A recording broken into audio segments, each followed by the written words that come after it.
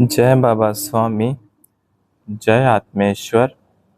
हिमालय का समर्पण योग भाग 4 का आज 43वां दिवस है और हम हैं पृष्ठ क्रमांक 441 पर। गुरुदेव कहते हैं, यह ध्यान पद्धति अपनाने के लिए उसे अपने जीवन में कुछ भी छोड़ना नहीं है। वह जो भी खाता है खाता रहे, वह जो भी पीता है पीता रहे, जैसा भी जीवन जीता है जीता रहे। कोई भी नियम या प्रतिबंध नहीं है। इसीलिए किसी भी प्रकार का मनुष्य इसे अपना सकता है। किसी भी स्तर का मनुष्य इसे अपना सकता है। इसमें उम्र का भी कोई बंधन नहीं है। किसी भी उम्र में इसे सीखा जा सकता है। यह परमात्मा की अनुभूति मनुष्य को मनुष्य से जोड़ने वाली अनुभूति है। सभी मनुष्यों में ईश्वर का ही अंश है और ईश्वर वैश्विक चेतना है। उसे आप किसी भी नाम से पुकारो, कोई फर्क नहीं पड़ता है। यह ध्यान पद्धति समाज का कोई विभाजन नहीं करती, न देश का, न धर्म का, न जाति का, न भाषा का। यह सद्गुरुओं ने सभी के लिए बनाई है। इस ईश्वरीय अनुभूति को अपने जीवन में बस जोड़ना है और इसे जोड़ने के बाद जो योग्य होगा वही जीवन में रह जाएगा और जो योग्य नहीं होगा वह स्वयं ही छूट जाएगा। क्या अच्छा है और क्या बुरा है, क्या पुण्य है और क्या पाप है, इसकी परिभाषा प्रत्येक मनुष्य और प्रत्येक देश के अनुसार अलग अलग होती है। इसलिए इन सब को परिभाषित ही नहीं किया गया है और न ही कुछ भी छोड़ने के लिए कहा गया है। अपने जीवन में इस ईश्वरीय अनुभूति को केवल जोड़ने के लिए कहा गया है और इस ध्यान पद्धति का अभ्यास करते करते आत्मा स्वयं सशक्त हो जाती है और आत्मा का नियंत्रण संपूर्ण शरीर पर हो जाता है और फिर शरीर जो कुछ सही करते रहता है वह रह जाता है और जो व्यसन करते रहता है वो छूट जाते हैं। व्यसन छोड़ने नहीं पड़ते, स्वयं छूट जाते हैं, क्योंकि आत्मा का प्रकाश समूचे शरीर में हो जाता है। कई कुरीतियाँ और कई कुसंस्कार जो हमने अच्छे हैं ऐसा समझकर पाल रखे होते हैं, वे जब यह ज्ञान हो जाता है कि वे अच्छे नहीं हैं, स्वयं ही छूट जाते हैं।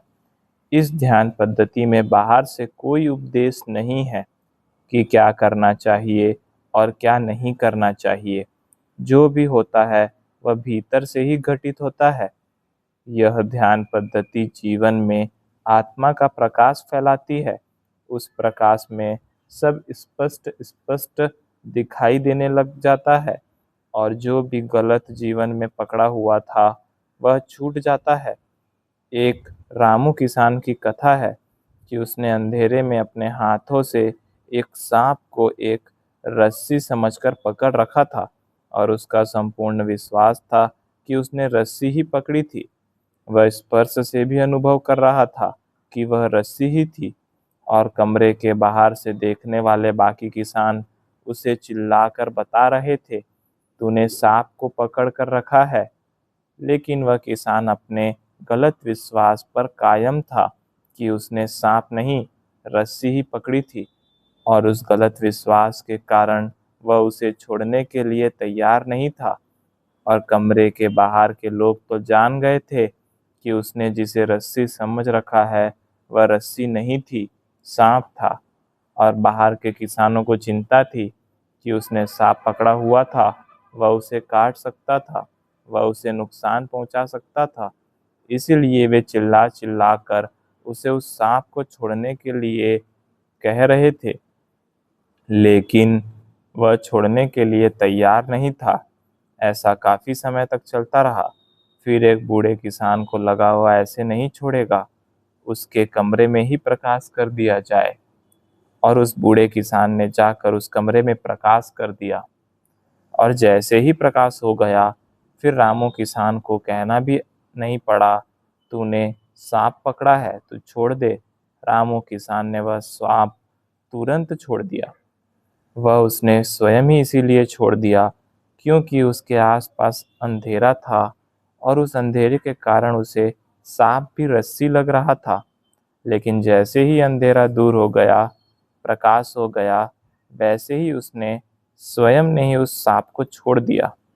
ऐसी ही स्थिति सामान्य मनुष्य की है। कई गलत बातें भी मनुष्य ने अच्छी हैं यह समझकर पकड़ रखी है, क्योंकि अज्ञानता है, और अज्ञानता के अंधेरे के कारण गलत धारणाएं, गलत विश्वास, गलत रीतियां, गलत मान्यताएं, भले ही वे जाति के नाम पर हो, धर्म के नाम पर हो, मनुष्य ने पकड़ कर रखी हैं। लेकिन जैसे ही ईश्वरीय अनुभूति होती है और आत्मा प्रकाशित होती है, तो मनुष्य को कहना ही नहीं पड़ता है यह गलत है, छोड़ दे, वह स्वयं ही छूट जाता है। इस ध्यान पद्धति का लक्ष्य एक ऐसे समाज का निर्माण करना है जो आत्म प्रकाशित हो, और जब सभी लोगों का बुरा छूट जाएगा तो स्वाभाविक ही है अच्छे अच्छे लोग यहाँ एक समाज का निर्माण करेंगे जो अलग अलग धर्मों की अच्छाइयाँ लेकर, अलग अलग देशों की अच्छाइयाँ लेकर, अलग अलग जातियों की अच्छाइयाँ लेकर निर्मित होगा, जो केवल और केवल अच्छाइयों का ही समाज होगा। सभी पवित्र, शुद्ध, निर्मल आत्माओं का समाज होगा, एक पवित्र सामूहिक शक्ति बनेगा। ऐसे समाज के निर्माण का सपना ऋषि मुनियों ने देखा है। उनका लक्ष्य बहुत बड़ा है और समय भी बहुत लगने वाला है। उनके जीवन काल में भी वह शायद पूरा न हो, लेकिन वे लोग वह पेड़ लगाकर जा रहे हैं जिसका फल आने वाली पीढ़ियों को प्राप्त होने वाला है। आज की पीढ़ी परमात्मा के अस्तित्व पर ही सवाल उठा रही है, क्योंकि जो धार्मिक व्यक्ति है उनमें मूलतः कोई बदलाव होता हुआ युवा पीढ़ी को नहीं दिख रहा है, और न ही धार्मिक व्यक्ति पर कोई बंधन उन्हें दिख रहा है। धर्म अपनाकर बुरे कार्य करने वाले लोग उन्हें दिख रहे हैं। उन्हें इस अंधेरे में कोई भी धर्म ऐसा नहीं दिख रहा है जिस धर्म के सभी लोग अच्छे हैं, चरित्रवान हैं। इसलिए युवा पीढ़ी का विश्वास ही हिल गया है। वह अनुभूति चाहती है। आप कहो कि ईश्वर है तो वह कहती है दिखाओ, अनुभव कराओ। तो कौन अपनी भावी पीढ़ी को ईश्वर का दर्शन करा सकता है? कोई भी नहीं करा सकता। युवा पीढ़ी कहती है ईश्वर है तो उसकी अनुभूति कराओ। बिना अनुभूति के युवा पीढ़ी विश्वास करने के लिए तैयार नहीं है, और उनके मन में ईश्वर का अस्तित्व अगर बचाना है तो ईश्वर की अनुभूति इस नई पीढ़ी को करानी होगी। और अगर हम न करा सके तो परमात्मा से उनका विश्वास ही उठ जाएगा। अगर परमात्मा की धारणा को बचाना है तो धर्म अनुभूति पर आधारित होना चाहिए, पुस्तकों पर आधारित नहीं होना चाहिए। और धर्म का आशय नई पीढ़ी उस ज्ञान से लगा रही है जो ज्ञान मिलने पर मनुष्य में आमूल परिवर्तन आना चाहिए। धर्म को अपनाने वाला खराब वातावरण में, खराब संगत में रहे तो भी वह सुरक्षित रहे, बुरे कर्म से बचा रहे। यह इस अनुभूति के प्राप्त होने पर हो सकता है। अनुभूति प्राप्त होने पर मनुष्य में भीतर से परिवर्तन होता है। हमारी युवा पीढ़ी नास्तिक नहीं है, पर धर्म केवल पुस्तकों में सिमट कर रह गया है। ऐसा देखकर वह उसे निर्जीव समझ रही है। आज की पीढ़ी अपनी शिक्षा में ज्ञान का जैसा अनुभव करती है, वैसा अनुभव धार्मिक शिक्षा में नहीं होता। उन्हें दिखता है कि नए नए आविष्कार हो रहे हैं।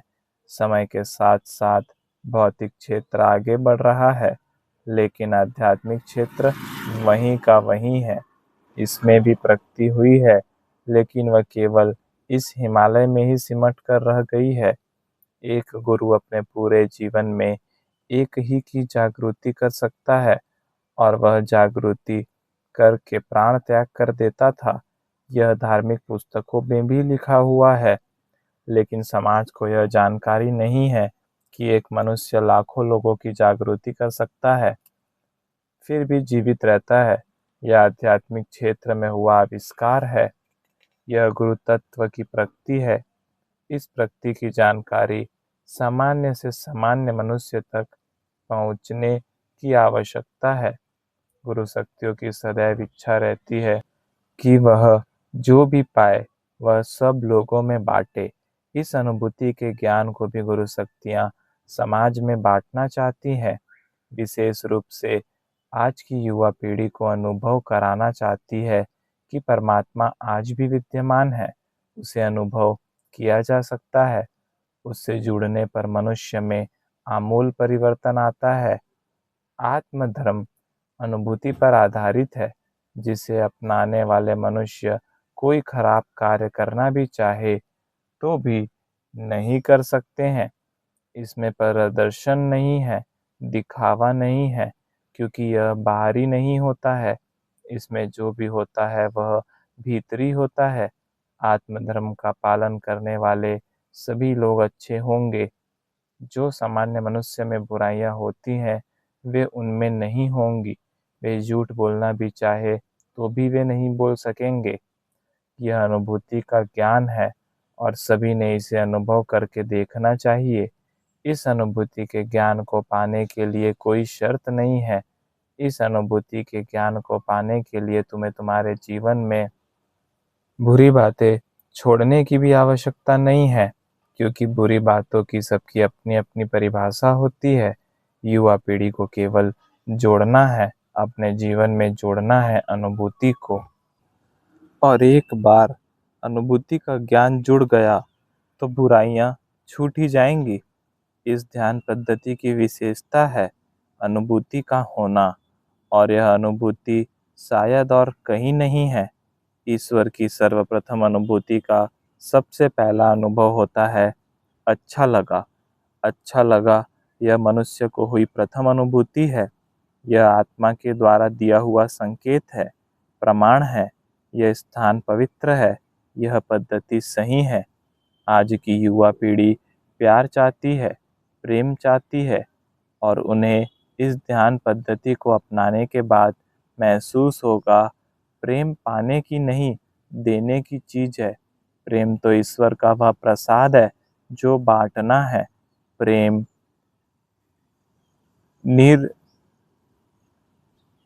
निर्व्याज प्रेम करो, किसी स्वार्थ से नहीं, किसी भी अपेक्षा से नहीं।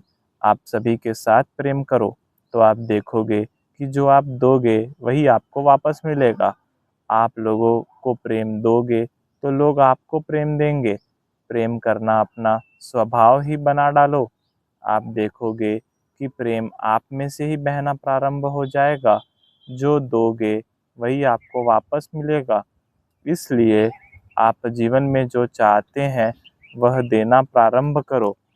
परमात्मा वही आपको लौटाना प्रारंभ कर देगा, क्योंकि वह अपने पास तो कुछ रख ही नहीं सकता है। आज विश्व भर में माता पिता अपने बच्चों के लिए चिंतित है कि बिगड़ते हुए माहौल का असर उनके बच्चों पर न पड़े। वे अपने बच्चों को बिगड़ते हुए माहौल से बचाना चाहते हैं, पर बचाने का मार्ग उनके पास नहीं है। किसी धर्म में अनुभूति नहीं है। सारे धर्म केवल पुस्तकों में, उपदेशों में रह गए हैं। युवा पीढ़ी उपदेश नहीं चाहती, अनुभूति चाहती है, और वह अनुभूति समर्पण ध्यान में है। इसमें कोई उपदेश नहीं है, यह करो या यह न करो।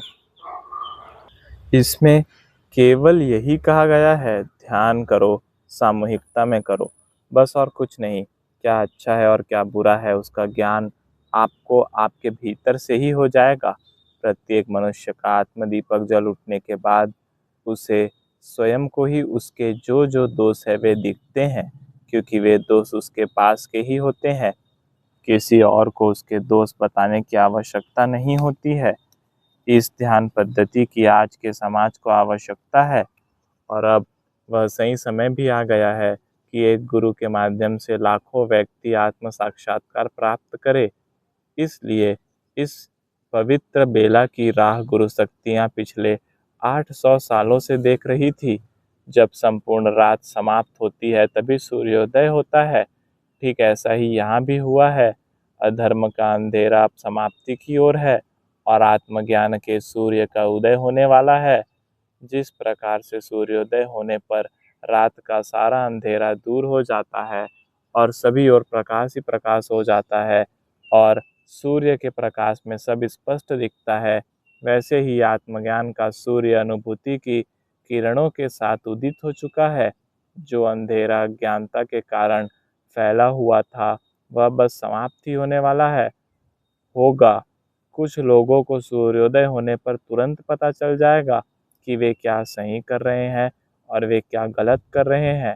वे गलत जो भी कर रहे थे वह केवल अज्ञान के अंधेरे के कारण कर रहे थे। यह बात सही है ऐसा समझकर कर रहे थे, उन्हें पता नहीं था इसलिए कर रहे थे। लेकिन सूर्य के प्रकाश में जैसे ही पता चलेगा कि वे सही हैं, समझकर जो गलत बातें कर रहे हैं वे बातें गलत थी, वे धारणाएं गलत थी, वे लोग वे बातें छोड़ देंगे। कुछ लोग जल्दी छोड़ देंगे, कुछ लोग बाद में छोड़ेंगे। बाद में वे लोग छोड़ेंगे जो अपने घरों के दरवाजे खिड़कियां बंद रखकर बैठे होंगे। तो सूरज उगा होगा लेकिन वह बाहर उगा होगा। अपने घर के दरवाजे खिड़कियां तो उन्होंने भीतर से ही बंद करके रखी होंगी, लेकिन कुछ दिनों के बाद उन्हें भी पता चलेगा। हम सोच रहे हैं कि रात है, लेकिन वास्तव में रात नहीं है। रात है ऐसी गलतफहमी हम पाले हुए हैं।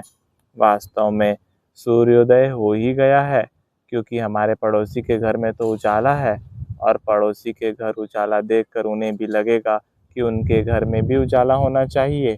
तो वे अपनी गलत धारणा रूपी खिड़कियां भी खोलेंगे, अपनी गलत मान्यताओं के दरवाजे भी खोलेंगे। तो वे भी पाएंगे कि जैसा उजाला पड़ोसी के घर में था वैसा ही उजाला उनके घर में भी हो गया है। और क्या अच्छा है और क्या बुरा है, इसका ज्ञान उन्हें भी सूर्य के प्रकाश में होने वाला है। अब समूचे घर में प्रकाश ही प्रकाश हो गया है, ऐसा उन्हें देर से अनुभव होगा, यानी अनुभव होगा लेकिन आसपास के सभी लोगों को होने के बाद होगा, क्योंकि वे उनके ही दरवाजे खिड़कियां खोलने में अधिक समय लगाएंगे। लेकिन आज नहीं तो कल सारा ही मनुष्य समाज इस आत्मज्ञान के सूर्योदय को महसूस करेगा। श्री बड़े महाराज श्री का मार्गदर्शन मिलने लगा। आध्यात्मिक क्षेत्र में अधिकृत शब्द का बड़ा महत्व है। यहाँ अधिकृत शब्द का अर्थ व्यापक है।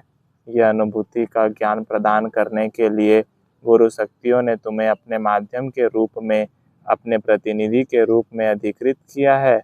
अधिकृत किया है यानी गुरु शक्तियों ने अपनी सारी शक्तियाँ तुम्हें सौंप दी है। तुम में और उनमें अब कोई अंतर नहीं रह गया है।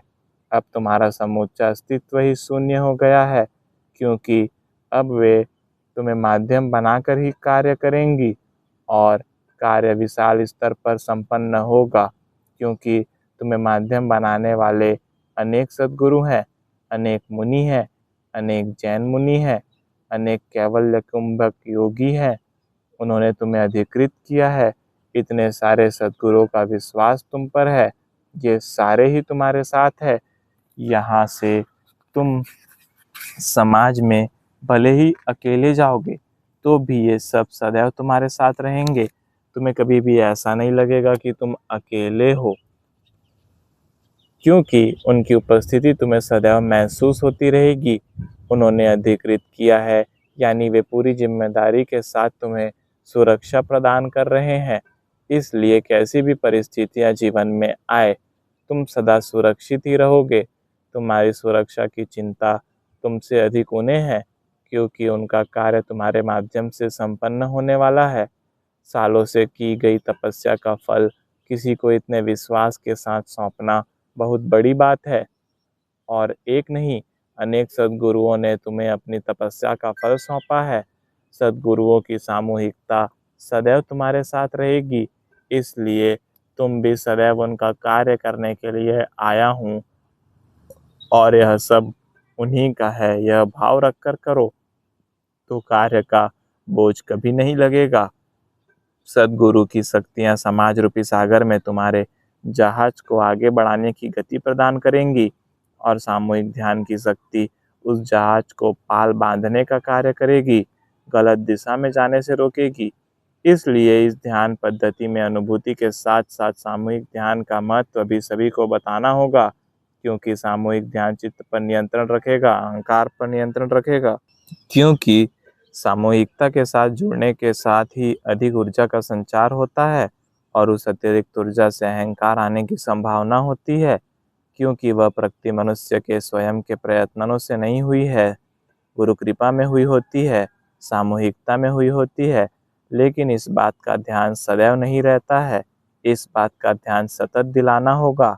और यह सब तभी तक होता है जब तक हम समर्पित नहीं होते हैं, केवल तब तक। बाकी तो समर्पित होने के बाद साधक ही माध्यम हो जाएगा। जिस तरह गुरु शक्तियों से जुड़ने का माध्यम तुम्हें बनाया है, तुम कई माध्यम स्थानों का निर्माण करो जो तुम्हारे बाद भी तुम्हारे कार्य को समाज में करते रहेंगे। मनुष्य को जैसी सामूहिकता मिलती है वह वैसा ही तैयार होता है। जब समाज में अनुभूति की सामूहिकता मिलेगी तो वह अनुभूति के ज्ञान के साथ तैयार होगा, परिपक्व होगा, और जिस शांति को वह सदैव बाहर खोजते फिर रहा है उसे वह अपने ही भीतर पाएगा। जय बाबा स्वामी, जय आत्मेश्वर।